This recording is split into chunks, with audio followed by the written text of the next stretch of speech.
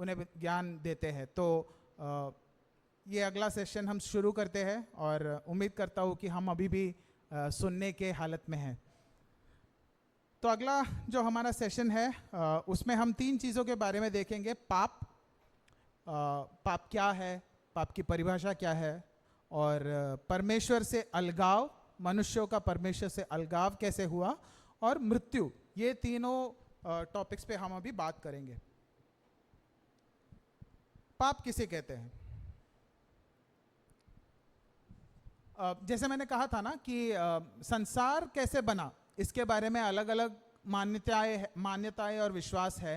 अलग अलग लोग अलग अलग तरीके से सोचते हैं, अलग अलग सोच रखते हैं कि संसार ऐसे बना होगा, वैसे बना होगा। उसी प्रकार पाप क्या है, उसकी क्या परिभाषा है, ये भी अलग अलग लोगों के अलग अलग सोच है उसके बारे में भी। कुछ लोग कुछ लोग कुछ और सोचते हैं, कुछ और लोग कुछ और सोचते हैं। कुछ लोग सोचते हैं कि किसी का कुछ छीन लेना या चोरी करना या किसी के पैसे ठग लेना ये पाप है, ये एक बहुत ही गलत बात है। कुछ लोग कहते हैं कि जो सीरियस जो गुनाह होते हैं, जैसे किसी का बलात्कार कर देना, जो हमारे संसार में आजकल बहुत नॉर्मल हो चुका है, तो लोग कहते हैं कि ये जो बड़े बड़े चीज़ है ये तो पाप ही है। या फिर किसी का कत्ल कर देना, किसी की हत्या कर देना, ये भी पाप है, लोग कहते हैं। और हमारा ये जो कॉन्स्टिट्यूशन जो है, संविधान, सॉरी हमारा जो संविधान जो है वो भी इन चीज़ों को गुनाह ही मानता है, गलत मानता है, और उनके लिए अलग अलग से उनके पास दंड भी है। ये एक पिक्चर में से मैंने उठाया, हम सभी जानते होंगे, बाहुबली का ये बड़ा फेमस ये है। इसमें क्या गलत हो रहा है? इसमें क्या पाप हो रहा है? हत्या तो है, हाँ, खून तो है, उसके अलावा खून तो हमने पहले भी देखा ना। कुछ आपने अगर देखा होगा तो आपको पता होगा, पिक्चर धोखा होता है इसमें, वो कभी उसने बोला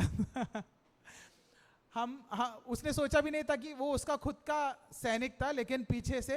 तो आप जब किसी को धोखा देते हो, किसी को पीठ पीछे सच में या कहने के लिए भी आप कहते हो ना, तूने मेरे पीठ पे चूरा घोपा है, तो किसी को धोखा देना हम पाप समझते हैं। लेकिन कुछ कुछ ऐसी चीजें हैं जिसे हम पाप नहीं कहना चाहते, लेकिन गलत हो सकता है, लेकिन वो इतना बड़ा भी नहीं है कि जिसे हम पाप कहें। जैसे कि झूठ बोलना। अब ये जो स्त्री है, ये जो दोनों उंगलियों को ऐसे रखती है, तो इसे कहा जाता है कि आप झूठ बोलो, लेकिन आपके पीठ पे या पीछे ऐसे उंगली रखो तो वो झूठ चलता है, लाइक फिट्टू से हो, ऐसा लोगों को लगता है। पता नहीं क्यों लगता है, लेकिन वो डॉक्टर से बात कर रही है, और हमेशा कहा जाता है ना कि डॉक्टर से और वकील से झूठ नहीं बोलना चाहिए, तो झूठ बोल रही है। क्या ये स्त्री को लगेगा कि ये पाप कर रही है? शायद से नहीं, गलती शायद से। ये व्यक्ति को देखिए, उसका इंटरव्यू चल रहा है, इंटरव्यू में झूठ बोलते हैं लोग, झूठ बोलते हैं। अपने जो सीवी रहता है, रेज्यूमे रहता है, उसमें जो काम नहीं किया है, जो डिग्री नहीं ली है, वो भी लोग टाइप करके चिपका देते हैं। और लोग क्या कहते हैं, ये तो सब करते हैं, ये पाप कहाँ से हुआ? ये तो जीने के लिए लोग थोड़ा इधर उधर हाथ पैर तो कोई भी मारता है।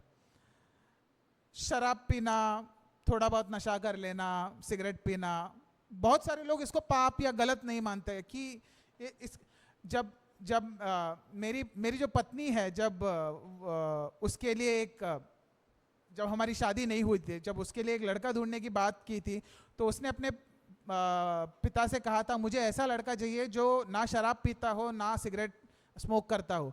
तो मेरे जो ससुर है, तभी उन्होंने मेरी पत्नी से कहा था, ऐसा लड़का मैं कहाँ से ढूंढ के लाऊंगा तेरे लिए? इतना सब तो सब लोग करते हैं।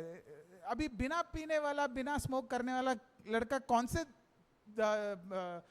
स्वर्ग से मैं तेरे लिए ढूंढ के लेके आऊं? तो ये मान्यता है, ये तो सब लोग करते हैं, इसे पाप नहीं कहा जा सकता। गाली बकना, बहुत सारे लोग, तो मैं ऐसे लोगों को जानता हूं, मैं भी एक बार ऐसा था प्रभु में आने से पहले। हर सेंटेंस के अंत में एक गंदी गाली तो होनी ही है। वो मैं गाली देने के लिए नहीं दे रहा हूं, वो मेरे बोली का भाग बन चुका है। तो लोग गाली भी देते हैं, अच्छे अच्छे मैं रास्ते पे भी कभी कभी चलते देखता हूँ, जो लोग गले में गले हाथ डाल के इतने अच्छे दोस्त भी बात करते एक दूसरे के माँ बहन की गालियां बक के एक दूसरे से बात करते, तो उन्हें वो पाप या गलत करके, ये तो सब बहुत मामूली सी चीज़ है। घूस देना पुलिस वाले को, थोड़ा पैसा दे देना, गलत काम किया, हेलमेट नहीं पहना, रजिस्ट्रेशन नहीं है, लाइसेंस नहीं है, लेकिन थोड़ा पैसा दे दो, वो मान जाएगा, छोड़ देगा, ये तो सब करते हैं, ये पाप कैसे हुआ? फिर कुछ चीज़ें हैं जिसे व्यभिचार हम कहते हैं मसीही लोग, कि एक जन के साथ शादी करना या रिश्ते में आना, लेकिन उसी समय किसी और व्यक्ति के साथ भी संबंध रखना। तो लोग इसके लिए भी लोग कहते हैं आजकल कि ये तो सब लोग थोड़ा करते हैं। या फिर संबंध नहीं तो भी ऑफिसेस में सब लोग एक दूसरे के साथ फ्लर्ट करते हैं, लड़की है हंस रही है, लड़का है अच्छा दिखता है, मैं उससे शादी नहीं करने वाला हूँ, मैं उससे कोई रिलेशनशिप में नहीं आने वाला हूँ, हम तो यूं ही मजाक में थोड़ा बहुत कर लेते हैं। आप समझ, मैं उम्मीद करता हूँ कि आप समझ रहे हो मैं क्या बोल रहा हूँ। तो ये सारी चीज़ें जो है हमारे जीवन में, हमारे संसार में आजकल इसे पाप नहीं माना जाता, ये तो हर कोई करता है। किसी से ईर्ष्या रखना, जलन रखना, किसी के पास कुछ ऐसा है जो आपके पास नहीं है, तो आपको उसके प्रति गुस्सा आता है कि इसके हाथ में से ये निकल जाए या इसका कुछ बुरा हो जाए, वो भी हम कहते हैं कि ये पाप कहाँ से हुआ? ये तो सभी लोग करते हैं, बहुत सारे लोग ये करते हैं। झगड़ा करना, गुस्सा करना, एक दूसरे को गाली बकना, एक दूसरे के साथ हाथापाई करना, खासकर परिवारों के अंदर पति पत्नी के बीच में, ये सब भी आपको पता नहीं होगा कि कितने सारे ऐसे पति पत्नी हैं जो बाहर दिखाते नहीं हैं, जो बाहर साथ में जाते हैं, हाथ में हाथ डाल के जाते हैं, लेकिन उनके घर के दरवाज़ों के, बंद दरवाज़ों के पीछे उनका जीवन बहुत ही अलग होता है। वो बहुत ही एक दूसरे के साथ गुस्से में रहते हैं, भला बुरा कहते हैं एक दूसरे को, कुछ तो मारपीट भी करते हैं। बड़ों का अनादर करना, अपने से बड़े व्यक्तियों के साथ गलत तरीके से बात करना। मैं हमेशा सोचता हूँ कि शायद से मैं जब छोटा था वो दुनिया कुछ और थी। हम क्रिकेट भी खेलते होंगे बाहर पे, एक बूढ़ा सा व्यक्ति आएगा, इतना पतला सा, लेकिन वो आके हम लोग को जस्ट बस बोल दे कि ये खेलने की जगह है, हम डर के भाग जाते थे।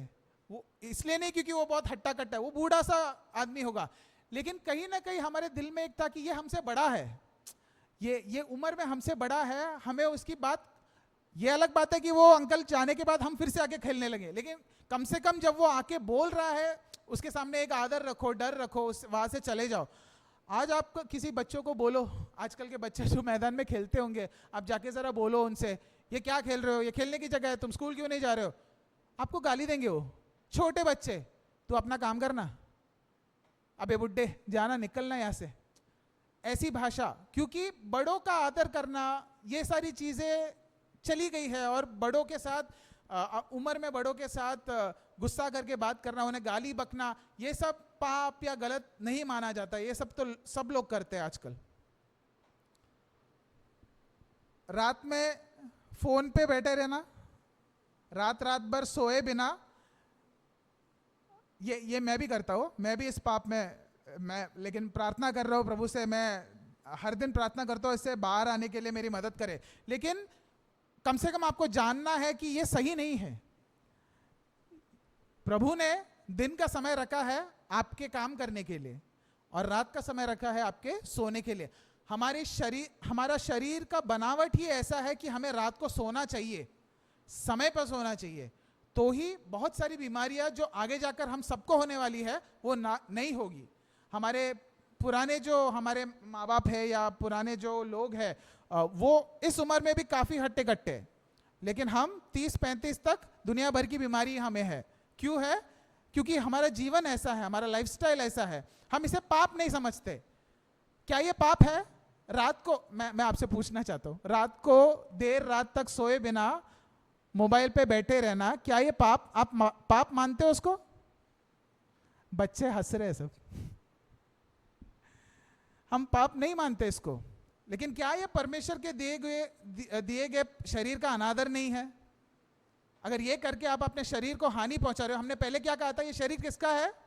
प्रभु का है, वो स्वामी है, हम इस शरीर के नहीं है, ये शरीर हमारा भी नहीं है, प्रभु ने दिया है, हमें इसकी देखभाल करनी है। और अगर नहीं करते तो हम पाप करते हैं परमेश्वर के विरुद्ध। आलसीपन, पड़े रहना, मम्मी बोल रही है जा जा जा, वो लेके आ, होमवर्क कर, ये काम कर, तेरे को 2 दिन पहले बोला था कचरा फेंक, अब तक नहीं किया, अरे मम्मी चुप रहो ना, टीवी देखने दो ना। आलसीपन। आपको पता है बाइबल में आलस को पाप कहा गया है? अगर आपको नहीं पता तो मैं आपको कह देता हूं, जो युवा और जो बच्चे बैठे हैं ध्यान रखिए, जाके बाइबल में ढूंढिएगा कि पाप को, आलस को पाप कहा गया है। हद से ज्यादा खाना, हद से ज्यादा ठूस ठूस के बाहर का जो गंदे तेल में पकाया हुआ सामान खाना, क्या ये पाप है? हम पाप नहीं मानते इसको, ये तो सब करते हैं। आप ये सब करके आपके शरीर का अनादर कर रहे हो, जो वो शरीर जो प्रभु ने आपको दिया है संभाल के रखने के लिए, देखभाल करने के लिए, ये सारा ये जो कचरा है वो आप अपने शरीर में जमा कर रहे हो, ये पाप है। तो कुछ लोग मिस्टेक कहते हैं, पाप को पाप कहना लोगों को पसंद नहीं आता, वो कहते हैं कि ये सारी तो गलतियां है, पाप नहीं है। तो हमने देखा कि संसार की रचना कैसे हुई, वो हमने बाइबल से देखा, बाइबल क्या बताती है। अब हम पाप क्या है, पाप की परिभाषा क्या है, जैसे हमने देखा अलग अलग चीजें, कुछ लोग कुछ चीजों को पाप मानते हैं, कुछ लोग कुछ चीजों को पाप नहीं मानते। तो सच में पाप क्या है, सच में पाप की परिभाषा क्या है, ये जानने के लिए भी, जैसे हमने संसार की रचना कैसे हुई है जानने के लिए हमने बाइबल को देखा था, उसी प्रकार पाप को समझने के लिए भी हम बाइबल की ओर जाएंगे, उत्पत्ति की ओर जाएंगे। बाइबल बताती है कि आदि में परमेश्वर ने सारे संसार की रचना की, उसने मनुष्य को बनाया, मनुष्य पुरुष में से उसने स्त्री को बनाया, उनके नाम आदम और हव्वा करके बाइबल में बताया गया है। और उन्हें रहने के लिए परमेश्वर ने एक बहुत सुंदर जो बाग है, जो वाटिका है बना के उन्हें दी। और उन्हें वहां पर क्यों रखा था, किसी को पता है? देखभाल करने के लिए, यानी कि काम करने के लिए।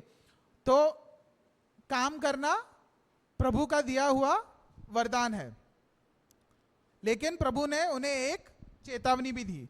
उस बगीचे में बहुत सारे सुंदर पेड़ थे, उसमें बहुत सारे फल थे। प्रभु ने उनसे कहा तुम इनमें से किसी भी पेड़ का फल खा सकते हो, लेकिन एक पेड़ के बारे में प्रभु ने कहा कि ये पेड़ है जो अच्छाई और बुराई के वृक्ष, फल का वृक्ष है, इसमें से ना खाना, और जिस दिन तुम इसमें से खाओगे क्या होगा? मर जाओगे, मृत्यु को प्राप्त हो जाओगे। तो ये थी प्रभु के ओर से उन्हें चेतावनी। तो बगीचे में है, जिंदगी अच्छी कट रही है, जो फल चाहिए खा सकते हैं, बड़ी आजादी है, प्रभु का दिया हुआ काम है, वरदान है कि उस वाटिका को ठीक तरीके से देखभाल करे, लेकिन एक चेतावनी भी है। हमारे जीवन में भी प्रभु ऐसे ही काम करता है, हमें अच्छे जगहों पर रखता है, वो हमारे लिए काम देता है वो, लेकिन हमारे जीवन में कुछ चेतावनियां भी वो देता है। देखते हैं इन्होंने क्या किया। बाइबल कहता है कि शैतान जो है, जिसके बारे में हमने पहले पढ़ा था ना, स्वर्ग में उसने और उसके चेलों ने मिलकर विद्रोह किया, पाप किया, और उसके कारण वो स्वर्ग से बाहर निकाला गया था।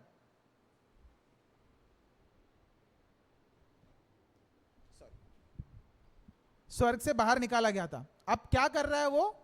उसका जो पाप है वो अब वो पृथ्वी पर लाना चाहता है, मनुष्यों के बीच में लाना चाहता है।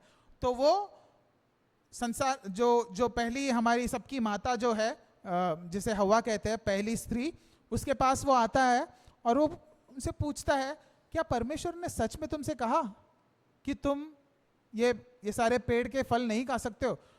तो हम सब जानते हैं उसने क्या कहा। उसने कहा कि नहीं, सब पेड़ के फल तो हम खा सकते हैं, लेकिन ये जो एक पेड़ है, अच्छाई और बुराई के वृक्ष का पेड़, प्रभु ने बस कहा है कि उससे ना खाना और उसको हाथ भी मत लगाना, जिस दिन तुम करोगे तुम मृत्यु को प्राप्त हो जाओगे। शैतान ने कहा सर्प के द्वारा शैतान ने कहा कि ऐसा कुछ नहीं है, तुम्हारी मौत नहीं होगी, लेकिन परमेश्वर जानता है कि जिस दिन तुम उसमें से खाओगे तुम उसके समान बन जाओगे, और वो नहीं चाहता, वो ये चीज नहीं चाहता, इसके लिए वो उसने तुम्हें ऐसी चेतावनी दे रखी है। हवा क्या करती है, वो झांसे में आ जाती है शैतान के और सर्प के, और वो खा लेती है उस पेड़ में से, वृक्ष में से वो फल तोड़ती है, खुद खाती है और अपने पति आदम को भी देती है, वो भी खाता है।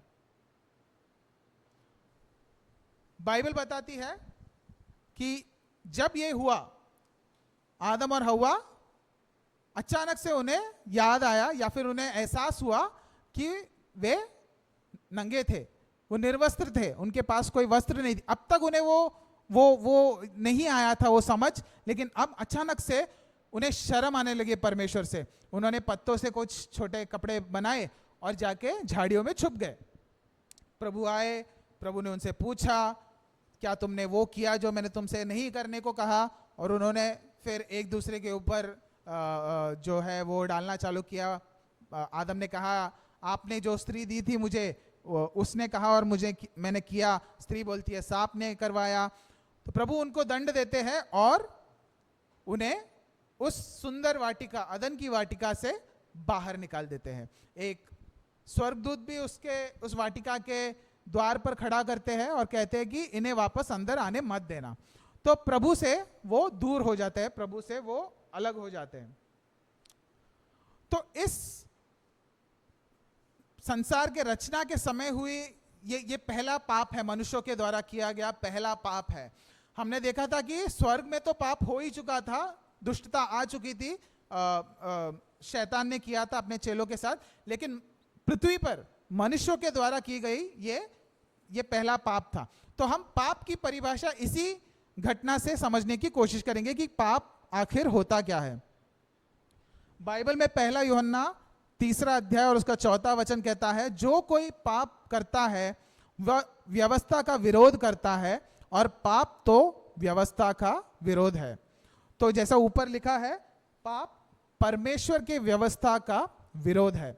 परमेश्वर ने एक व्यवस्था बनाई है, परमेश्वर ने कुछ नियम बनाए हैं, और वो नियम परमेश्वर हमें बताता है कि ये मेरे बनाए हुए नियम है, तुम्हें ये नियम नहीं तोड़ना है। जब मनुष्य परमेश्वर के नियम को तोड़ता है, उसकी कही हुई बातों को नजरअंदाज करके वो करता है जो वो कहता है कि मत कर, उसे हम पाप कहते हैं। अब जब अदन की वाटिका में जब परमेश्वर आदम और हव्वा से डील कर रहे थे, आदम और हव्वा को यह नहीं कहा गया कि किसी का खून न करना, चोरी नहीं करना, व्यभिचार नहीं करना, किसी को गाली मत बकना, बड़ों का आदर करने से चूक न जाना, ये कोई बातें नहीं कही गई थी। परमेश्वर का एक ही वचन उनके पास आया था। आप कह सकते हैं कि आदम और हव्वा का बाइबल वो था क्या, कि इस पेड़ में से ना खाना। वो एक व्यवस्था परमेश्वर ने उनके लिए रखी थी, और वो एक व्यवस्था उन्होंने क्या किया, सर्प के या फिर शैतान के बहकावे में आके उन्होंने उस व्यवस्था का पालन नहीं किया। आज हमारे पास पूरा का पूरा परमेश्वर का वचन है। हम खुश होते हैं ये जान के कि परमेश्वर का वचन हमारे पास है, और हमें खुश होना भी चाहिए, लेकिन हमें सावधान भी रहना चाहिए, क्योंकि परमेश्वर का वचन परमेश्वर की व्यवस्था है। और जिस प्रकार परमेश्वर ने आदम और हव्वा को कुछ चेतावनियां दी थी, हमारे बाइबल में जो आपके हाथों में है या आपके मोबाइल में है, परमेश्वर कई सारी चेतावनियां देता है। वो चेतावनियां क्यों है वहां पर? ताकि हम उसे नजरअंदाज करें, ताकि हम अपने हिसाब से चले? नहीं, इन लोगों ने वो गलती की और उसके कारण पाप इस संसार में आया, और जो कुछ पाप के कारण आप और मैं आज भी भुगत रहे हैं, वो इसी कारण है क्योंकि इन्होंने परमेश्वर के व्यवस्था का विरोध किया। परमेश्वर का अनुग्रह हम पे रहे कि हम उस प्रकार ना बने। एक और पाप की परिभाषा है, परमेश्वर की इच्छा को जानते हुए भी उसका पालन न करना पाप है। तो हमने पहले देखा कि परमेश्वर की इच्छा का विरोध करना, यानी कि जो उन्होंने कहा मत कर, वो हम कर रहे हैं। लेकिन पाप ये भी है कि हम चाहते कि वो हमसे कुछ करवाए, लेकिन हम नहीं करते। मैं उम्मीद करता हूं मैं आपको कंफ्यूज नहीं कर रहा हूं। कुछ चीजें परमेश्वर कहता है मत कर और हम उसे करते हैं, वो पाप है। कुछ चीजें परमेश्वर कहता है कर और हम नहीं करते, वो भी पाप है। तो यहां पर उस आदम और हवा के हम एक वचन देखेंगे जो ये बताती है। याकूब की पुस्तक 4 अध्याय और उसका 17 वचन कहता है, जो कोई भलाई करना जानता है और नहीं करता उसके लिए यह पाप है। तो हम हमेशा पाप को ऐसे देखते हैं ना कि मैं ये ना करूं, वो ना करूं। जो नहीं करना है हम उसके बारे में ज्यादा ध्यान देते हैं कि मुझे ये नहीं करना है, वो पाप हो जाएगा, वो नहीं करना है, वो पाप हो जाएगा। लेकिन कुछ ऐसी चीजें हैं जो आपको करनी है, जो परमेश्वर ने आपसे कहा है, लेकिन आप नहीं करते, वो भी पाप है। यहां पे वही लिखा है ना, जो कोई भलाई करना मतलब जानते हो कि सही क्या है और नहीं करते, वो भी उसके लिए वो पाप है। इस कहानी में आप अगर आदम को देखते हो, हवा ने तो मान ली बात शैतान की, सर्प की, और उसने वो फल में से खा लिया। लेकिन जब उसने वो फल आदम को दिया, आदम क्या जानता था कि उसे क्या करना है? आदम को कहा गया था, हवा को नहीं। परमेश्वर ने आदम से कहा था कि उस वृक्ष के फल को मत खाना। तो जब उसकी पत्नी उसके पास वो फल लेके आ रही है, तो क्या उसे नहीं कहना चाहिए था कि तू ये क्या कर रही है, तूने इसमें से क्यों खाया और तू मुझे भी क्यों खिला रही है, ये गलत है। तो ये आदम को करना था, उसे उसका विरोध करना था। लेकिन वो क्या करता है? सही क्या है जानने के बावजूद वो गलत करता है। वो अपनी पत्नी के साथ वृक्ष को खाता है और दोनों मिलकर पाप के भागीदार हो जाते हैं। तो ये जान लीजिएगा, क्या प्रभु चाहता है कि आप हर दिन उसके साथ समय बिताए? क्या वो चाहता है कि आप नियमित रूप से प्रभु के वचन को पढ़े? क्या आप जानते हो प्रभु चाहता है कि आप हर दिन प्रार्थना में उनसे बातें करें, उनसे संगति रखें? तो ये वो चीजें हैं जो प्रभु चाहते हैं कि आप करें। लेकिन क्या हम करते हैं? वो बहुत बार हम नहीं करते, वो भी पाप है।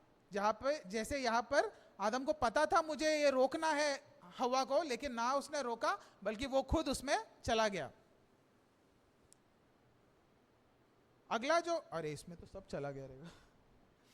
अगला जो है वो ये है कि पाप परमेश्वर के प्रति अविश्वास है। तो परमेश्वर ने कुछ कहा हवा को, शैतान ने सर्प के रूप में आकर कुछ और कहा हवा से।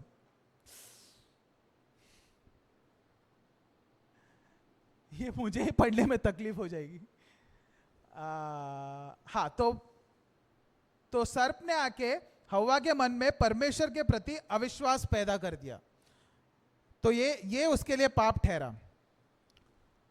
तो कैसे कैसे उसने परमेश्वर के प्रति अविश्वास, तो अविश्वास, परमेश्वर पर विश्वास नहीं करना भी एक पाप है। तो किस प्रकार उसने अविश्वास कराया हवा के दिल में परमेश्वर के प्रति? उसने परमेश्वर के वचन पर विश्वास नहीं किया जा सकता, ये हवा को बताया। क्या परमेश्वर ने कहा है? हाँ, उसने, वो बोलती है कि हाँ परमेश्वर ने कहा है कि मत खाओ मर जाओगे, है नहीं होगा। तो परमेश्वर का वचन कुछ कहता है और शैतान आके आपसे कहता है कि आप कैसे ये सब चीजों पे विश्वास कर सकते हो, ये सब नहीं होने वाला है। तो अगर आप शैतान की बात मानते हो और परमेश्वर के ऊपर से विश्वास हटा देते हो, वो पाप है। दूसरा उसने इस रीति से किया कि परमेश्वर की भलाई पे विश्वास नहीं किया जा सकता। आपको किसने कहा कि परमेश्वर भला परमेश्वर है? शैतान ऐसे जो सोच है आपके दिमाग में डालेगा कि क्यों परमेश्वर की आराधना करते हो, किसने कहा आपसे कि वो भला परमेश्वर है? वो आपको बताएगा संसार में देखो कितनी बुरी बातें हो रही है। जैसे मैंने पहले सत्र में बताया था ना, बच्चे भूखे मर रहे हैं, बड़े बड़े, हम जानते हैं हमारे समय में बड़े बड़े युद्ध छिड़ रहे हैं, महामारी है, अकाल है, भूकंप है, ये सारी चीजें हैं। किधर है तुम्हारा भला परमेश्वर? परमेश्वर भला वेला कुछ नहीं है। अगर वो भला होता तो ये सारी बातें होती?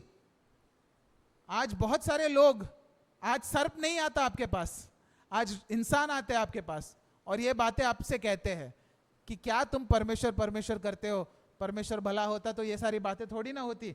और आप भी हवा की तरह, हाँ, उसने कहा कि क्या परमेश्वर भला नहीं है, वो नहीं चाहता कि तुम अच्छे ऐसे रहो, कि तुम्हें ज्ञान मिले, कि तुम उसके समान बनो। वो अगर भला होता तो ये सारी बातें तुमसे करने को कहता। ध्यान रखिए, सतर्क रहिए कि हम इस प्रकार, जैसे ये सर्प के फुसलाने वाले बातों में आ गई थी, हम लोगों के बातों में ना आए। और तीसरा जो है वो परमेश्वर के अधिकार पर विश्वास नहीं किया जा सकता। ये शैतान ने उससे कहा, आप परमेश्वर के अधिकार के अंदर रहते हो, आप कैसे किसी के अंदर रह सकते हो? परमेश्वर क्यों आपके ऊपर रहे? आप खुद करो। शैतान ने भी वही किया ना, उसने कहा कि मैं क्यों आपके अधीन रहूं, मैं आपके समान बनूंगा, मैं आपसे ऊंचा बनूंगा, मैं किसी के नीचे नहीं रहूंगा, आप अगर मेरे ऊपर हो तो मैं आपके ऊपर उठूंगा। ये शैतान ने खुद पाप ऐसे किया घमंड के कारण। तो हवा को भी वही चीजें शैतान ने सिखाई कि प्रभु के अधिकार में क्यों रह रहे हो तुम, प्रभु के अधीन होकर क्यों रह रहे हो तुम? ये फल खाओ, तुम उसके समान बन जाओगे, फिर तुम उसके अधीन रहने की जरूरत नहीं, तुम उसके तुल्य हो जाओगे। आज बहुत सारे लोग ये मानते हैं, बहुत सारे लोग परमेश्वर पर विश्वास नहीं करते हैं, क्योंकि उन्हें पता है कि अगर मैंने परमेश्वर पर विश्वास किया तो मुझे उसके अधीन होना होगा, वो जो कहता है मुझे मानना होगा, मुझे पसंद हो ना हो। इससे बेहतर है कि मैं विश्वास ही ना करूं, इससे बेहतर है कि मैं अधीन हो ही ना। तो परमेश्वर पर विश्वास ना करना, या परमेश्वर पर शक करना, या परमेश्वर की भलाई पर शक करना, ये सारी चीजें पाप है। तो अगली बार जब आपके दिमाग में ये सारी चीजें आएंगे ना, हवा के बारे में याद करना। जब आपके दिमाग में ये प्रश्न आएंगे कि क्या परमेश्वर के वचन पे सच पे विश्वास किया जा सकता है, क्या मैं अपना जीवन बाइबल के आधार पर जी सकता हूं, क्या ये प्रैक्टिकल है? बहुत सारे लोग ना, मैंने देखा है, मसीही लोग जब अपने काम करने के जगह पे या अपने स्कूल में या अपने परिवार में कहते हैं कि देखो परमेश्वर का वचन ये कहता है, बाइबल ये कहता है, इसके लिए मैं ये नहीं करूंगा। उसके आजू बाजू वाले लोग बोलते हैं तू क्या बुक लेके बैठ गया है, तू किस बुक के पीछे पड़ा हुआ है? आज के संसार में उस 2000 साल पहले लिखे बुक के हिसाब से आज का संसार जिया जा सकता है क्या? उसके आधार पर उस पर विश्वास करके आज का जीवन जिया जा सकता है क्या? लोग आपसे पूछेंगे। कुछ लोग बोलेंगे, जैसे मैंने पहले कहा ना, किधर भला परमेश्वर है, भला ही होता तो ये ऐसे संसार थोड़ी ना होता।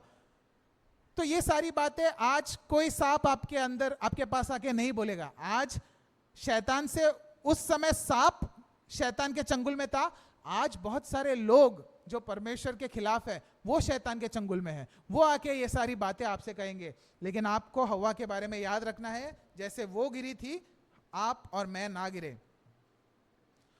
ये भी पाप की एक परिभाषा है कि परमेश्वर के बताए मार्ग पर ना चल के अपने खुद के मार्ग पर चलना। परमेश्वर के बताए मार्ग पे ना चल के अपने खुद के मार्ग पर चलना। यशाया 53 और उसका 6वां वचन कहता है, हम तो सब के सब भेड़ों की नाई भटक गए थे, हम में से हर एक ने अपना अपना मार्ग लिया। Thank you. हम सब भटके हुए भेड़ों के समान थे और हमने सब अपना अपना मार्ग लिया। प्रभु का एक मार्ग होता है और मेरा अपना एक मार्ग होता है, और हमेशा ये दोनों दो दिशाओं में होते हैं। हमारे पाप के स्वभाव के कारण प्रभु जो चाहता है हम वो नहीं चाहते, प्रभु कुछ और चाहता है, हम कुछ और चाहते हैं। तो पाप वो है जब आप प्रभु के हिसाब से नहीं, अपने हिसाब से अपना जीवन जीते हो। तो मैंने वो पहले कुछ स्लाइड्स बताए थे ना, कि आलस करना, रात को मोबाइल देखते बैठना, बाहर से दुनिया भर का कचरा खाना, अपने शरीर को खराब करके लेना, क्या ये सब परमेश्वर की इच्छा है आपके जीवन के लिए? आप खुद से पूछिएगा। लोग आपसे कहेंगे कि ये पाप किधर है? बाइबल में किधर लिखा है कि मोबाइल पे रात को मत बैठो? बाइबल में लिखा है मोबाइल लेके रात को मत बैठो? कैसे लिखा होगा? बाइबल लिखते समय तो मोबाइल था भी नहीं। क्या बाइबल में लिखा है कि सिगरेट मत पियो? कैसे लिखा होगा? वो समय पे सिगरेट था भी नहीं। लेकिन परमेश्वर की इच्छा जो है वो बाइबल में लिखी है। आपका शरीर परमेश्वर के पवित्र आत्मा का मंदिर है, आपको उसका आदर करना है, आपको उसकी देखभाल करनी है। तो ये परमेश्वर की इच्छा है। और जब मैं आलस में जाता हूं, जब मैं लत में जाता हूं, जब मैं शराब के पीछे जाता हूं, जब मैं मोबाइल रात रात को देखकर अपना शरीर खराब करके लेता हूं, मैं बहुत बड़ा पाप शायद से लोगों की नजरों में नहीं कर रहा हूं, लेकिन मैं परमेश्वर के मार्ग से हटकर अपने खुद के मार्ग में जा रहा हूं, और बाइबल के हिसाब से ये पाप है। वही यहां पे लिखा है कि भेड़ के नाई हम सब अपने अपने मार्ग में चले गए थे। अब पाप ने हमारे जीवन में क्या किया? पाप ने हमें परमेश्वर से अलग कर दिया। आपने पहले मैंने दिखाया था आपको कि पाप करने के बाद परमेश्वर ने उन दोनों को वाटिका से बाहर निकाला, यानी कि परमेश्वर से उनको दूर जाना पड़ा, परमेश्वर से वो अलग हो गए। ये क्यों होता है? बाइबल हमें बताती है कि परमेश्वर पूर्णता पवित्र है, वो अति पवित्र है। यशाया 6:3 में लिखा है, और वे एक दूसरे से पुकार पुकार कर, ये स्वर्गदूतों की बात हो रही है, स्वर्गदूत जो है एक दूसरे से पुकार पुकार कर कह रहे थे, सेनाओं का यहोवा पवित्र पवित्र पवित्र है। परमेश्वर अति पवित्र है। हबक्कुक 1 और उसके 13 वचन में लिखा है, तेरी आंखें यानी कि परमेश्वर की आंखें ऐसी शुद्ध या पवित्र है कि तू बुराई को देख ही नहीं सकता और उत्पात को देखकर चुप नहीं रह सकता। तो परमेश्वर अति पवित्र है, वो बुराई को देखकर सह नहीं सकते, वो उनकी आंखें बुराई को सह नहीं सकती। तो जब मनुष्य ने पाप किया, आदम और हव्वा ने पाप किया, ये जरूरी था कि ये पवित्र परमेश्वर इन पापियों से दूर हो जाए, क्योंकि पाप और पवित्रता एक साथ नहीं रह सकते। इसके लिए परमेश्वर ने उन्हें अदन की वाटिका से, या फिर कह सकते हैं अपने आप से दूर कर लिया। यशाया 59 और उसका शायद से दूसरा या तीसरा वचन होगा, वो शायद मैंने गलत वहां पे रख दिया, नहीं मैंने गलत नहीं रखा, इसकी वजह से हुआ। तो यशाया 59 के 2 या 3 वचन में लिखा है, तुम्हारे अधर्म के कामों ने तुमको तुम्हारे परमेश्वर से अलग कर दिया है, और तुम्हारे पापों के कारण उसका मुंह तुमसे ऐसा छिपा है कि वह नहीं सुनता।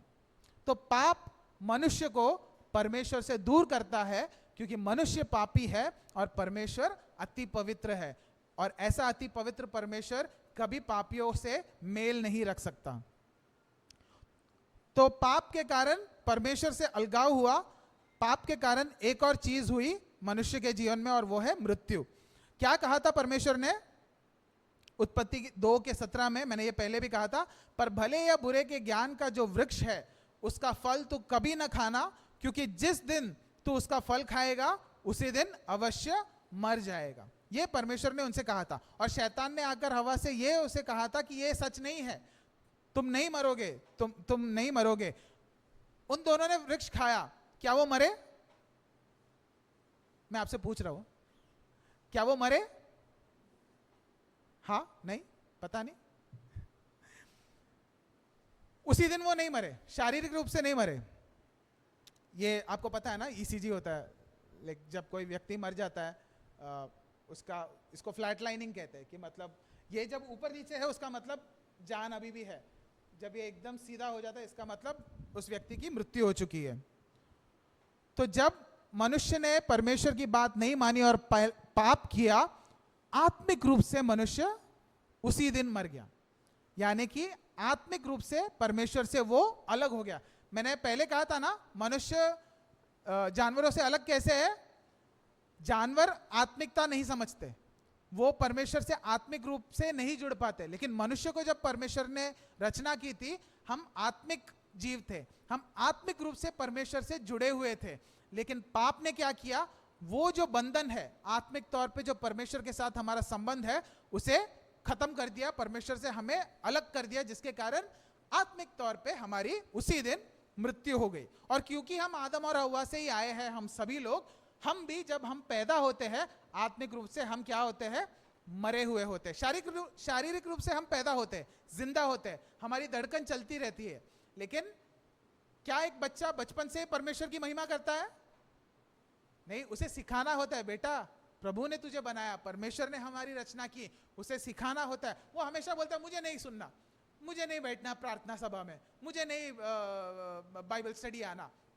माता पिता जो है, जो विश्वासु माता पिता होते हैं, बोलते हैं नहीं तुझे आना होगा, भले ही उसे बुरा लगे, उन्हें बुरा लगे, माता पिता लेके, क्योंकि वो जानते हैं ये जो बच्चा है आत्मिक रूप से ये मरा हुआ है, ये शारीरिक रूप से तो जन्मा है, लेकिन आत्मिक रूप से इसका जन्म होना बाकी है। इफिसियों 2:1 में कहा गया है, ये हमारी अवस्था है मसीह में आने से पहले। उसने तुम्हें भी जिलाया, यानी कि मसीह ने तुम्हें भी जिलाया, जो अपने अपराधों और पापों के कारण मरे हुए थे। तो ये हमारी दशा को बताता है कि हम मसीह में विश्वास करने से पहले हमारी अवस्था क्या थी। हम हमारे पापों और अपराधों के कारण हम आत्मिक रूप से मरे हुए थे। प्रभु ने हमें जिंदा किया। ये हम प्रभु की सामर्थ्य के बारे में जब बात करते हैं, इसके बारे में बात करना बहुत जरूरी है। आत्मिक रूप से मरे हुए एक व्यक्ति को अगर कोई जिंदा कर सकता है, वो केवल और केवल परमेश्वर है।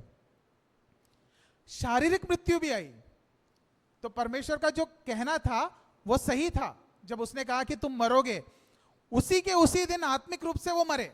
उन्हें वाटिका से बाहर निकाला गया, वो परमेश्वर के साथ जो उनका संबंध था वो टूट गया, आत्मिक रूप से वो मरे। लेकिन क्या आप जानते थे कि अगर उन्होंने परमेश्वर की बात नहीं मानी होती, अगर उन्होंने वो फल नहीं खाया होता, तो शारीरिक मृत्यु उन्हें नहीं आती। ये बहुत सारे लोग नहीं जानते। वो कभी नहीं मरते, वो हमेशा जीवित रहते अगर उन्होंने वो फल ना खाया होता। रोमियो 5 उसका 12 वचन कहता है, जैसे एक मनुष्य के द्वारा पाप जगत में आया और पाप के द्वारा मृत्यु आई, और इसी रीति से मृत्यु सब मनुष्यों में फैल गई, इसलिए कि सबने पाप किया। तो आदम और हव्वा ने जो पाप किया, यहां पे लिखा एक मनुष्य, वो एक मनुष्य कौन है? आदम के द्वारा पाप जगत में आया। तो उन्होंने परमेश्वर की आज्ञा ना मानी, फल खाया, उसके कारण इस जगत में, इस संसार में पाप आया और पाप के द्वारा मृत्यु आई। पाप के कारण इस संसार में मृत्यु आई, नहीं तो इंसान मरने के लिए नहीं बनाया गया था।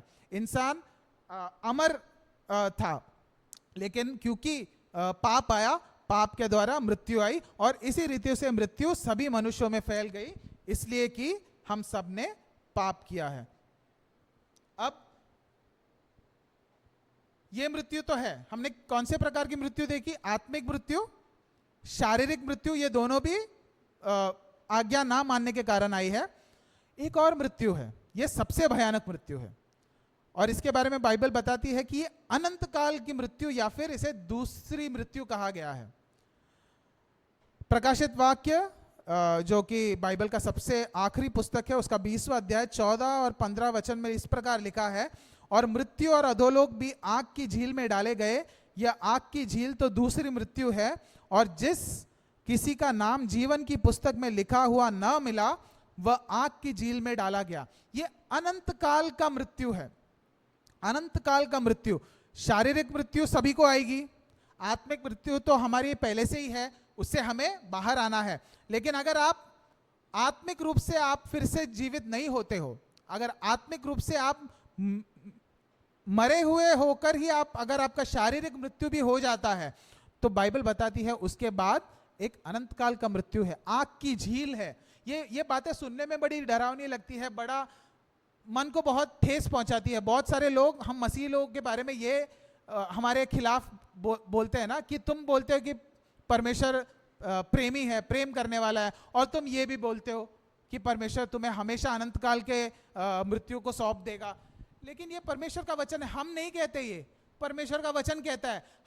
हम परमेश्वर का वचन बना के किसी को नहीं बता रहे, जो बताया है प्रभु ने वो सिर्फ हम आपको बता रहे हैं। तो ये मृत्यु है। तो ये इसलिए नहीं है कि हम सब डर जाए, ये इसलिए नहीं है कि अरे मैं क्या होगा, मेरा क्या होगा, मैं आत्मिक रूप से भी मरा हूँ, शारीरिक रूप से भी मरने वाला हूँ, और अंत में जाके मैं हमेशा के लिए अनंत काल में भी मर जाऊंगा, दूसरी मृत्यु भी हो जाएगी। लेकिन परमेश्वर का वचन, जिसे हम सुसमाचार कहते हैं, खुशखबरी, वो ये कहता है यूहन्ना 3:16 में, हम सब जानते हैं, क्योंकि परमेश्वर ने जगत से ऐसा प्रेम रखा कि उसने अपना इकलौता पुत्र दे दिया, ताकि जो कोई उस पर विश्वास करे वह नाश न हो परंतु अनंत जीवन पाए।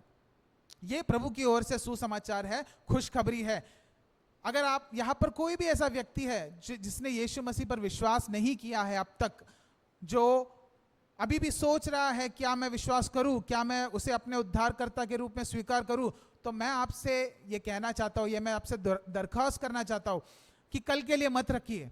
आज यहां से जाने से पहले आप ये निश्चय कर लीजिए, ये जो डिसीजन है, जो निर्णय है, वो आज के आज आप ले लीजिए, क्योंकि बाइबल बताती है पाप क्या है। पाप परमेश्वर के खिलाफ जाना है।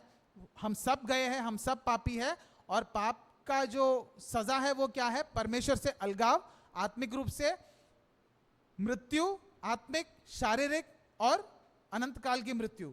ये सारी चीजें उन लोगों के लिए रखी गई है जिनके पाप क्षमा नहीं हुए हैं, जिनके पापों के लिए किसी ने दाम नहीं चुकाया है।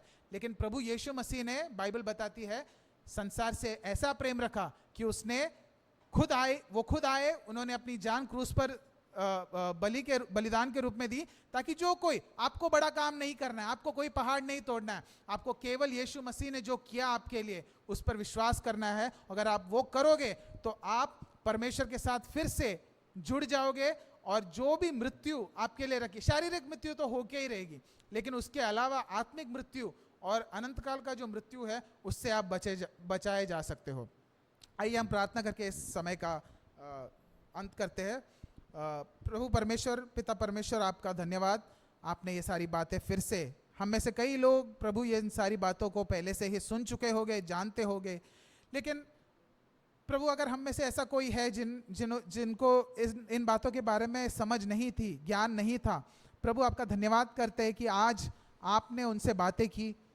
मैं प्रार्थना करता हूँ प्रभु ऐसे लोगों के लिए जिन्होंने शायद से आज तक अपने जीवन में, अपने मनों में वो निर्णय, वो निश्चय नहीं लिया है प्रभु कि वो आपके पीछे हो ले, वो आप पर विश्वास करे। प्रभु यीशु मसीह, मैं उनके लिए प्रार्थना करता हूँ कि आपका अनुग्रह उनको दीजिए प्रभु, उनके साथ आपका अनुग्रह हो, ताकि वो समझ सके कि वो कितने बड़े विपत्ति में है प्रभु, और वो आज ही अपने पापों से पश्चाताप करें, मन फिराए, और वो प्रभु यीशु मसीह आप पर विश्वास करें, और आप पर विश्वास करने के द्वारा उनके सारे पाप क्षमा हो जाए, और वो परमेश्वर के जो परिवार का हिस्सा हो जाए, और अनंत काल की मृत्यु के जगह उन्हें अनंत काल का जीवन मिले प्रभु। ये छोटी सी प्रार्थना विनती हम हमारे प्रभु यीशु मसीह के नाम से मांगते हैं, आमीन।